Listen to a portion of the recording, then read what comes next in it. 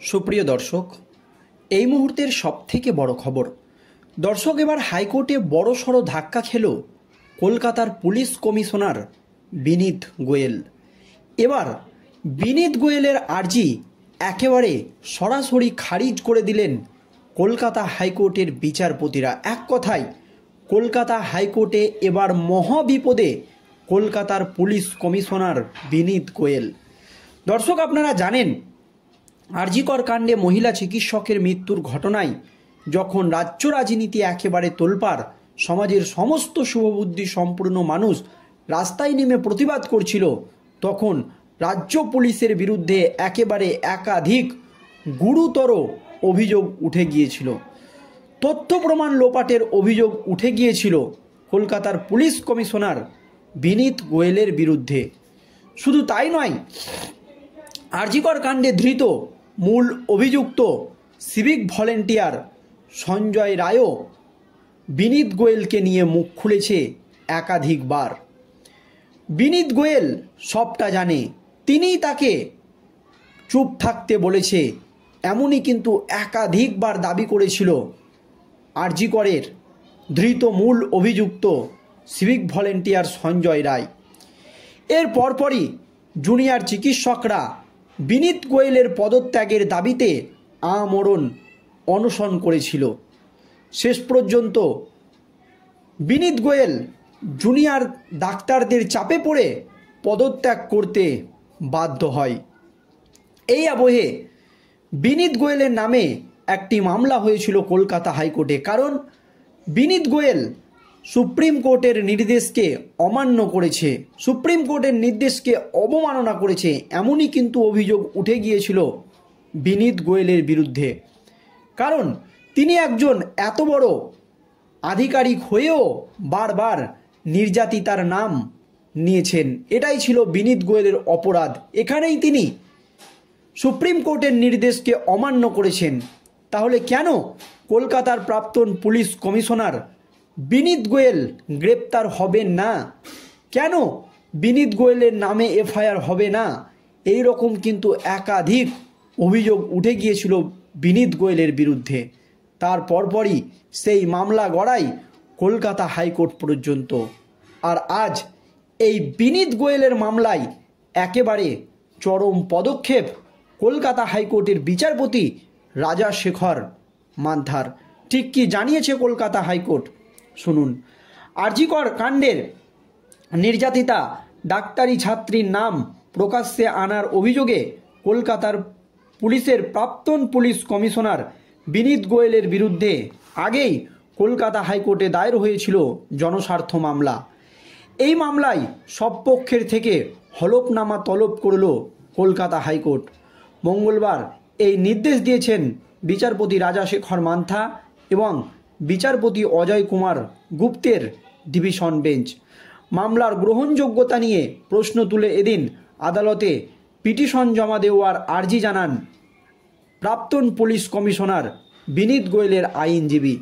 অন্যদিকে এই মামলায় হলফনামা পেশ করার জন্য আদালতের কাছে সময় চেয়ে নেয় কেন্দ্রের আইনজীবী। এর পরপরই মামলায় সব পক্ষের হলফনামা তলব করে আদালত।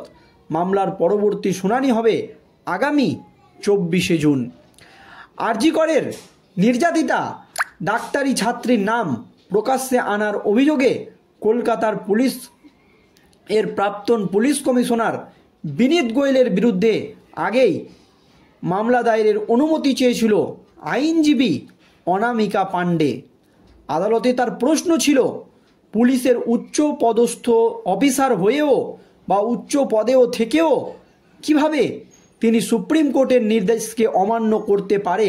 কিভাবে তিনি নির্যাতিতার নাম প্রকাশ্যে আনলেন?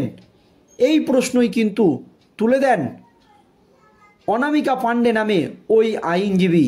এর পরপরই মামলা গ্রহণ করেছিল কলকাতা হাইকোর্ট।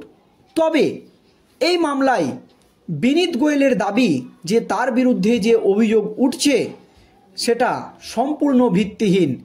এই মামলা থেকে তাকে মুক্তি দেওয়া হোক, এই মামলার কোনো গ্রহণযোগ্যতাই নেই, এমনই দাবি কলকাতার প্রাক্তন পুলিশ কমিশনার বিনীত গোয়েলের আইনজীবীর। তারপরেও কলকাতা হাইকোর্টে শেষ রক্ষা হলো না বিনীত গোয়েলের। একেবারে চরম পর্যবেক্ষণ কলকাতা হাইকোর্টের বিচারপতি রাজাশেখর মান্থার। আরজি করের নির্যাতিতা ডাক্তারি ছাত্রীর নাম প্রকাশ্যে আনার অভিযোগে কলকাতা পুলিশের প্রাক্তন পুলিশ কমিশনার বিনীত গোয়েলের বিরুদ্ধে কলকাতা হাইকোর্টে দায়ের হয়েছিল জনস্বার্থ মামলা। আর সেই মামলাতেই একেবারে মহা ফ্যাসাদে বিনীত গোয়েল। এক কথায় বিনীত গোয়েলের গলায় এখন একেবারে মাছের কাঁটা আটকে গিয়েছে। সেই কাঁটা কিন্তু কিছুতেই ঝেড়ে ফেলতে পারছে না বিনীত গোয়েল। ওই মামলায় ইতিমধ্যেই সব পক্ষের কাছ থেকে হলফনামা তলব করল কলকাতা হাইকোর্ট। মঙ্গলবার এই নির্দেশ দিয়েছেন বিচারপতি রাজাশেখর মান্থা এবং বিচারপতি অজয় কুমার গুপ্তের ডিভিশন বেঞ্চ যে সকলেই তাদের হলফনামা জমা দিয়ে তাদের বক্তব্য আদালতকে জানাক। তবে মামলার গ্রহণযোগ্যতা নিয়ে প্রশ্ন তুলে এদিন আদালতে পিটিশন জমা দেওয়ার আর্জি জানান বিনীত গোয়েলের আইনজীবী। বিনীত গোয়েলের আইনজীবীর দাবি, বিনীত গোয়েলের বিরুদ্ধে যে অভিযোগ উঠেছে সেটা ভিত্তিহীন, এই মামলার কোনো যুক্তি হয় না। কিন্তু বিনীত গোয়েলের আইনজীবীর আর্জি সরাসরি খারিজ করে দেওয়া হয়েছে কলকাতা হাইকোর্টের তরফে। আর অন্যদিকে এই মামলায় হলফনামা পেশ করার জন্য আদালতের কাছে সময় চেয়ে নেয় কেন্দ্রের আইনজীবী কিন্তু আদালতের কাছে একটু সময় চেয়ে নিয়েছে। এরপরই মামলার সব পক্ষের হলফনামা তলব করে আদালত। মামলার পরবর্তী শুনানি হবে আগামী 24শে জুন। আর এই মামলায় আরজি করের নির্যাতিতা ডাক্তারি ছাত্রের নাম প্রকাশ্যে আনার অভিযোগে কলকাতার পুলিশের প্রাক্তন পুলিশ কমিশনার বিনীত গোয়েলের বিরুদ্ধে আগেই আদালতে মামলা দায়েরের অনুমতি চেয়েছিল বিশিষ্ট আইনজীবী অনামিকা পাণ্ডে। আদালতে তার প্রশ্ন ছিল, পুলিশের উচ্চ পদে থেকে কিভাবে নির্যাতিতার নাম প্রকাশ্যে আনলেন বিনীত গোয়েল? কেন এত বড় ভুল হলো? কেন সুপ্রিম কোর্টের নির্দেশকে অমান্য করলো এত বড় উচ্চ পদে থাকার পরেও বিনীত গোয়েল? কেন তাকে গ্রেপ্তার করা হবে না? তাকে এক্ষুনি গ্রেপ্তার করা হোক, তার নামে এফআইআরের অনুমতি দেওয়া হোক, এমনই দাবি কিন্তু আইনজীবী অনামিকা পাণ্ডের। এর পরপরই এই মামলা গ্রহণ করেছিল আদালত। তবে বিনীত গোয়েল এই মামলা থেকে নিস্তার পাওয়ার জন্য তিনি দাবি করেছেন হাইকোর্টে তার ওপরে যে অভিযোগ উঠেছে সেটা সম্পূর্ণই ভিত্তিহীন অভিযোগ। তবে এই মামলায় সব পক্ষের হলফনামা তলব করেছেন কলকাতা হাইকোর্টের বিচারপতি রাজাশেখর মান্থা এবং আগামী 24শে জুন এই মামলার পরবর্তী শুনানি। সেই দিন কি হয়, কি রায় দেয় কলকাতা হাইকোর্টের বিচারপতি রাজাশেখর মান্থা এই বিনীত গোয়েল মামলায়, সেই দিকেই আমাদের নজর থাকবে। ধন্যবাদ।